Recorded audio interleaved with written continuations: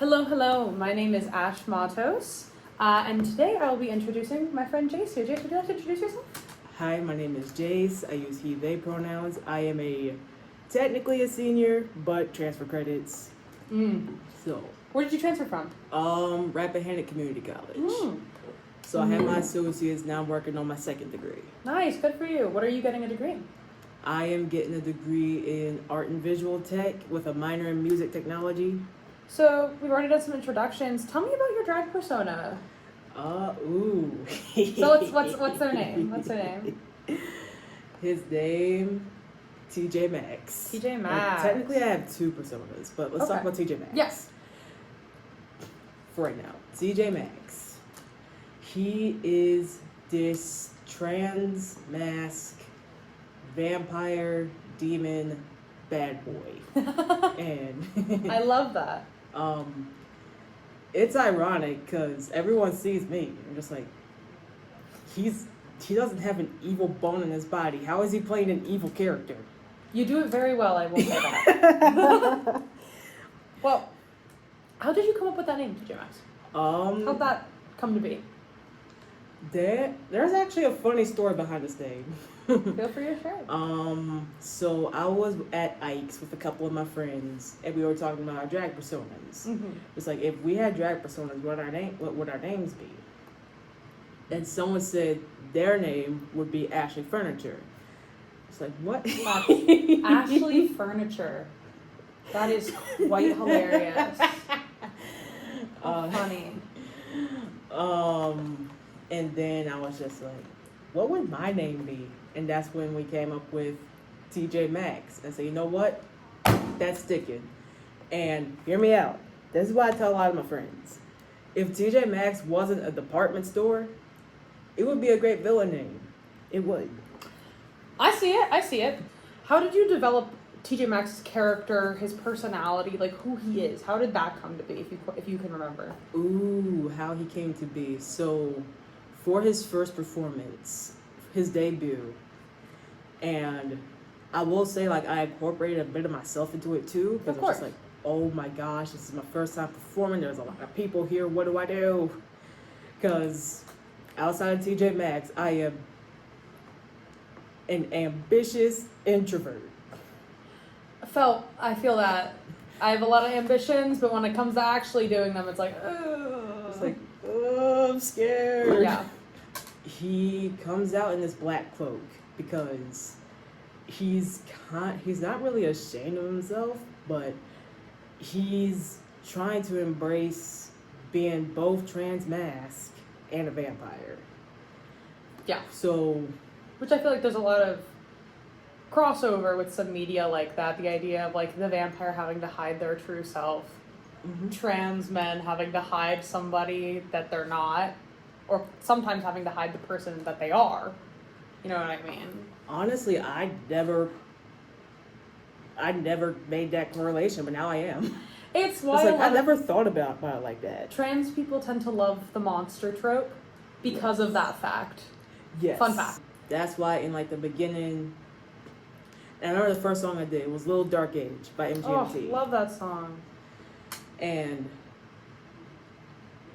the line that will always stick to me, like even in drag and outside of drag, just know that if you hide it doesn't go away.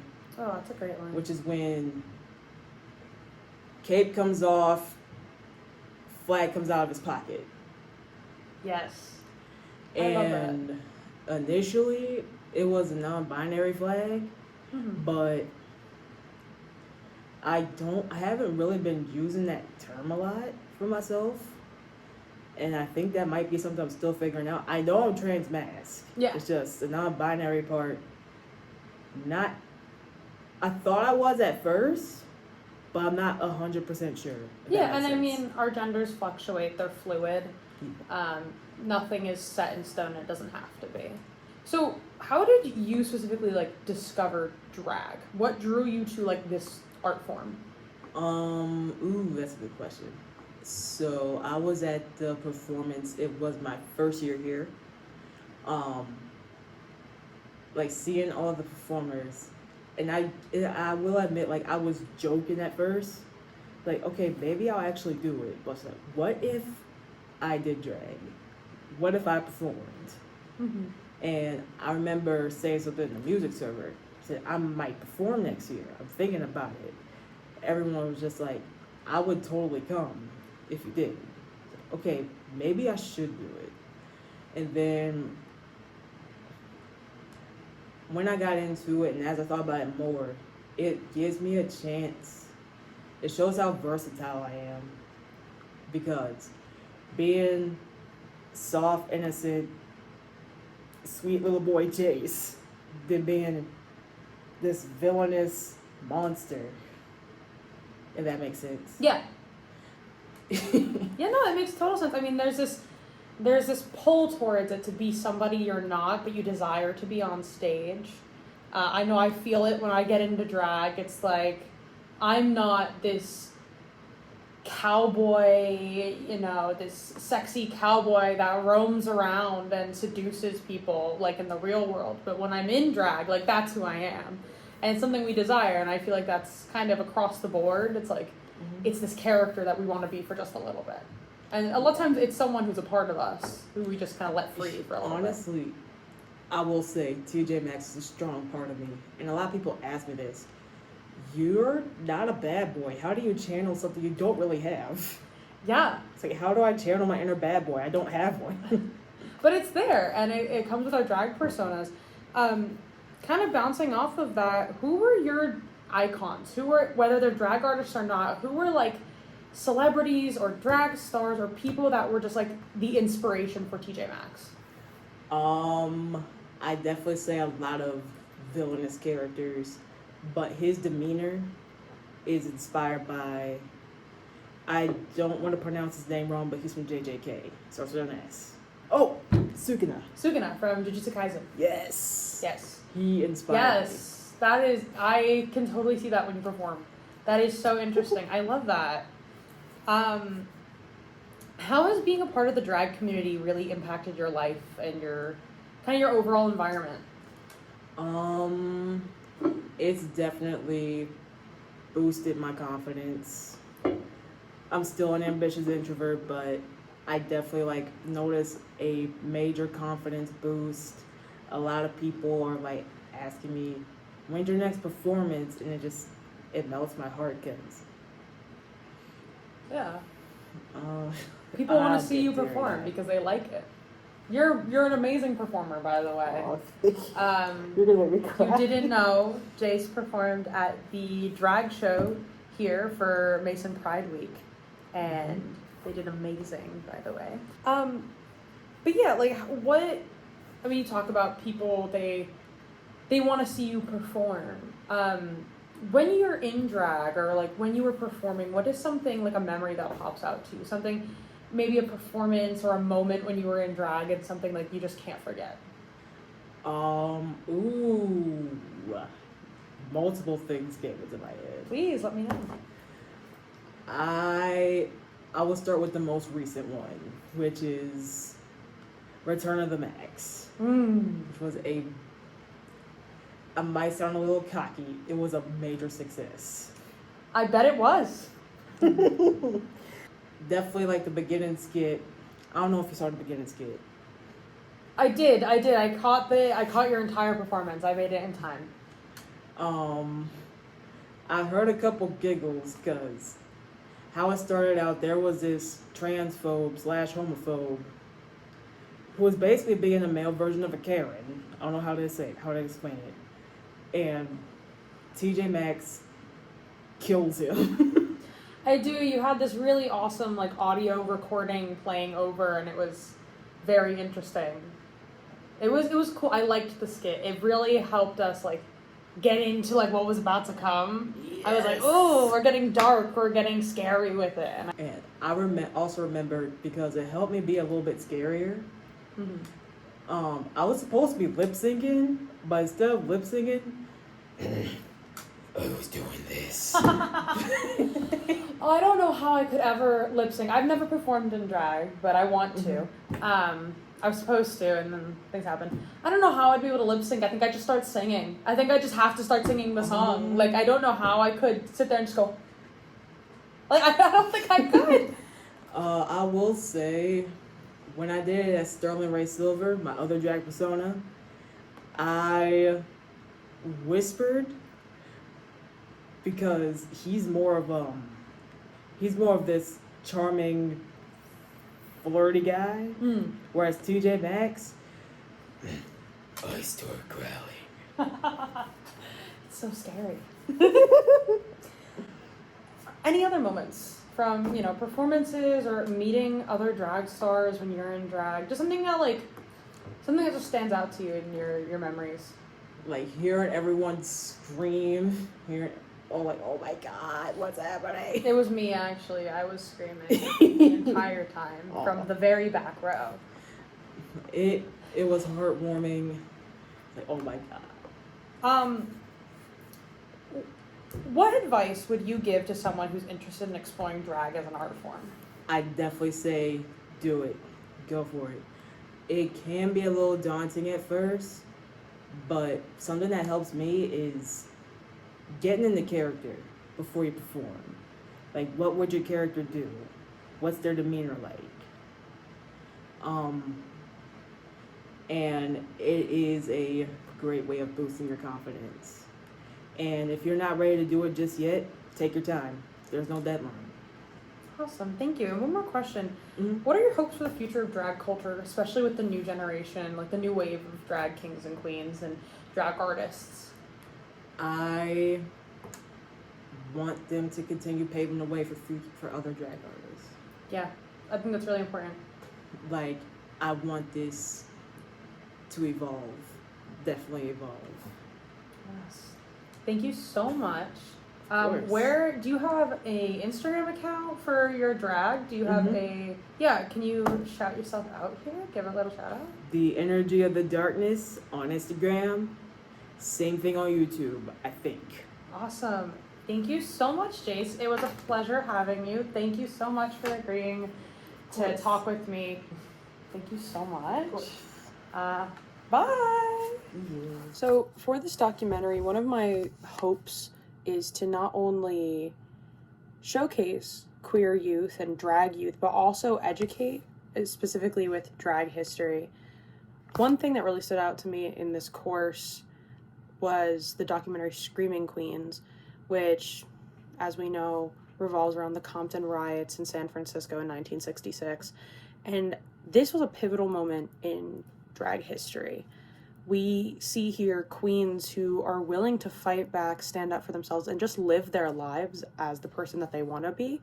And yes, they are facing discrimination, but they've made a home for themselves here in San Francisco in this little area. We know that the Compton riots started when a police officer threatened a drag queen within the restaurant, grabbed her, and she fought back by throwing her coffee at him. And this was that breaking point for many of the queens there, because they were getting fed up with the discrimination, with the uncalled for action that police were taking against them. And now we view this as one of the biggest moments for specifically trans people in history. And it's important that we educate this to trans youth, because this is where our culture comes from. These were the people, the queens, the kings, the artists who paved the way for us to be able to express ourselves the way we want to now. And of course, drag looks extremely different than what it did back then. But it still has the same meaning. It's still this expression of concentrated gender, and it serves as an outlet for self-discovery and expression. And overall, it's just an amazing way of creating a community within the LGBTQ community, because the LGBTQ community is so large, and there are all these little sub-sectors of it, and drag has always been there, and it will forever and always be there, and everybody within the community is very close to each other, and by educating this history, it just connects us even more. Hello, my name is Ashton Mattos. This is my own personal interview of what drag is to me. So, a little background about who I am. My name is Ashton Mattos. I am a freshman here at George Mason University. I'm getting my bachelor's in music education with an emphasis on choral directing and vocals. Besides that, I'm a complete nerd. I love Dungeons and Dragons, and I love singing and performing and being on stage. I'm also a martial artist, if that means anything. So a little bit about my drag persona. His name is Bear B. Ryden. He's a cowboy. His color is red, the best way to put it. He's feisty and he likes talking back, and he also likes just having fun. So I think over time I started developing this drag character as this. It started out as just like this southern character because I had this weird obsession with cowboys when I was coming up with my drag persona, and it just kind of stuck. And I think this drag cowboy is the farthest thing from who I actually am, and I think it's really fun to portray him. To me, he represents an emphasis of my gender and who I am inside. And I know drag can do that for many, especially in, the younger generations, where drag sort of becomes this concentrated force of gender. And, it doesn't have to be our own gender. It's just a construct of what we're feeling, what we want to portray. And it's really interesting seeing how that comes to fruition for most people.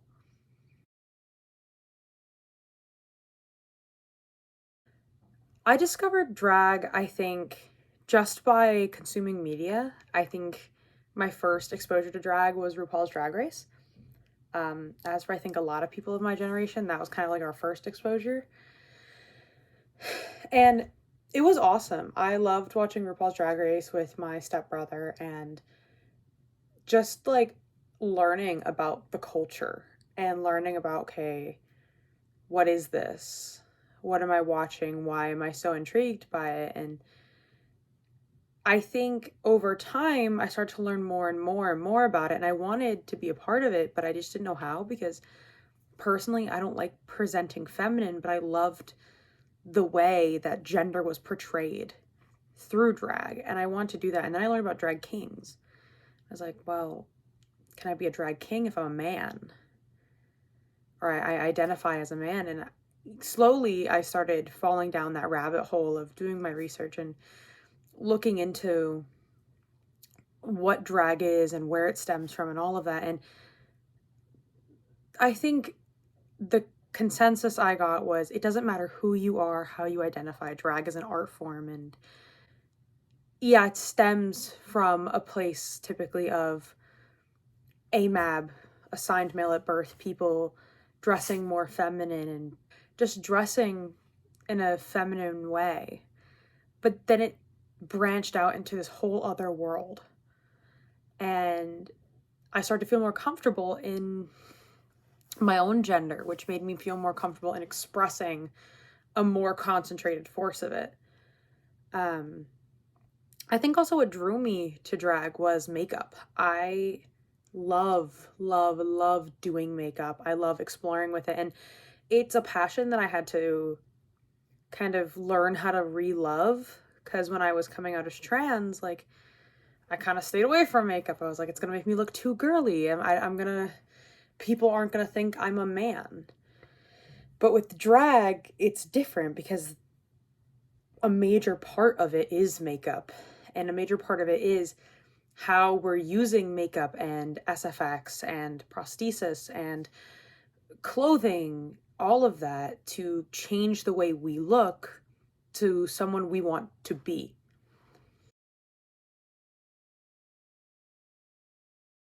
I think one of the icons and celebrities that influenced how I do drag, one of them would be David Bowie for sure. Just the way he portrayed Ziggy Stardust on stage is something I think about all the time. And whether or not that was the goal of Ziggy Stardust, I always had my own interpretation of who he was, what he represented, what David Bowie kind of wanted him to represent. And I kind of took that and made my own persona based around that idea of having this separate character who is still me, but is not at the same time.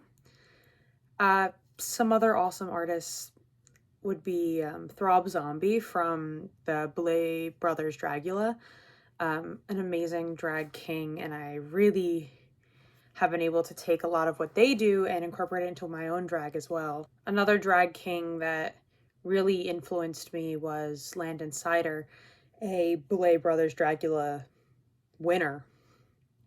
And, you know, he's a drag king, and seeing a drag king in media was amazing because in RuPaul's Drag Race, we haven't had a drag king really.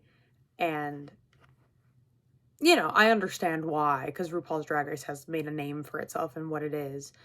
But seeing them in Dragula and seeing how they're portrayed was eye-opening.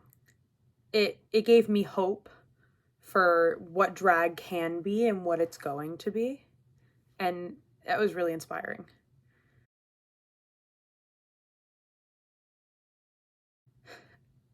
It's funny, I haven't performed in drag yet, and it's really disappointing because I was born to be a performer and I love being on stage, but I feel like every time I've signed up to perform, I haven't been able to. But I think a few of my favorite moments of being in drag were filming the Queering Our History project, and I was getting into drag in a Fenwick study room and just sitting there talking about drag history and how that stemmed and getting into drag. Something about it felt so therapeutic. It's really hard to describe, but it was nice. I felt as if I was being connected to my culture, and it was really nice. Another moment from that same night is I had one of my friends stop by Fenwick when I was done recording, and I was in full drag, and they had never seen me in drag before, and they were like, "Hello, who are you?" And it just made me laugh because I'm like, well, this is me, just a different version of me.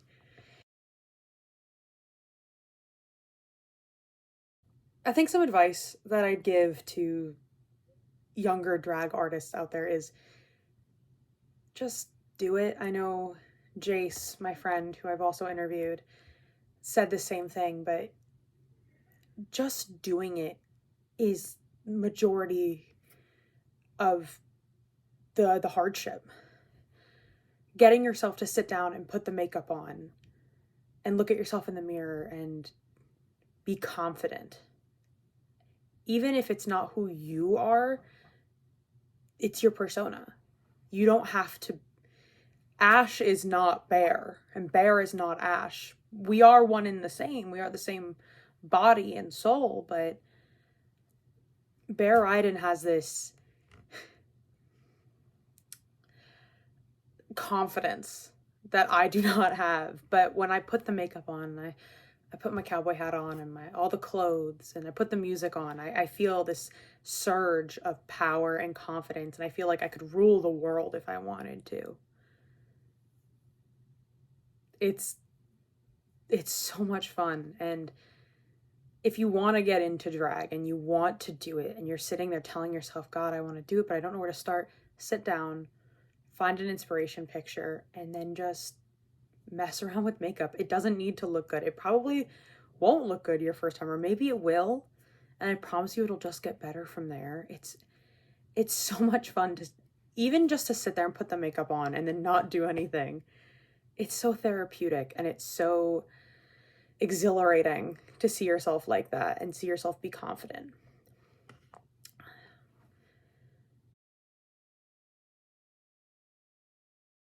My hopes for the future of drag is that it becomes a more open community.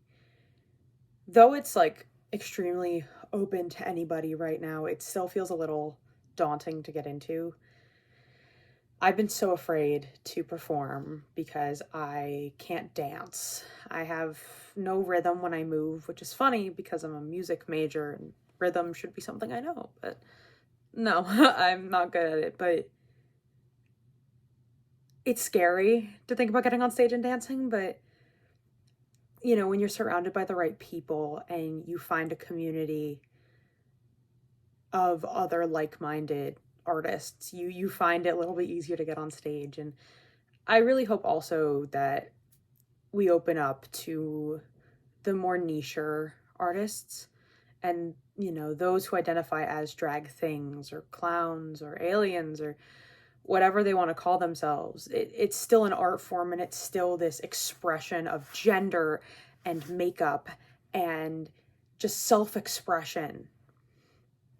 I have a friend, his persona is Chapstick the Clown, and his whole gimmick is that he doesn't wear lipstick, so he's Chapstick.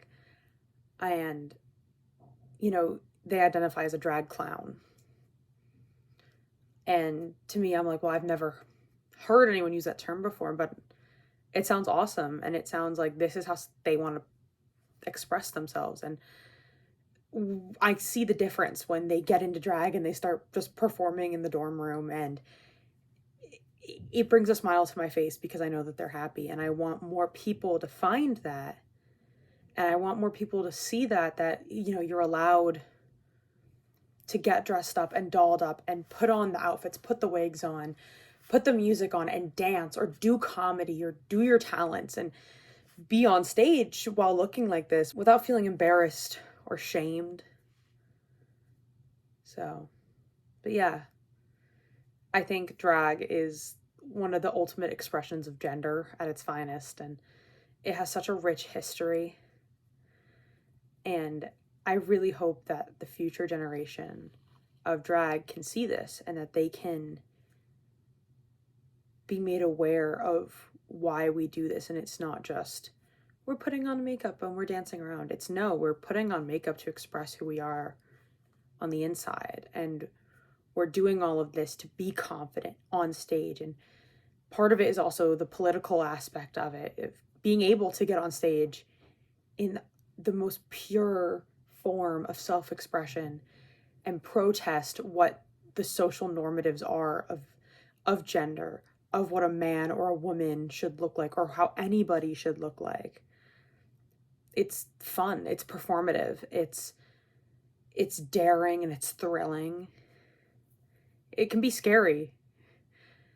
Especially I've noticed around here, I'm from more up north, but around here, like, there's more fear of being outwardly queer, but at the same time, when you do it, it feels so nice because you're like, well, I'm not going to hide anymore.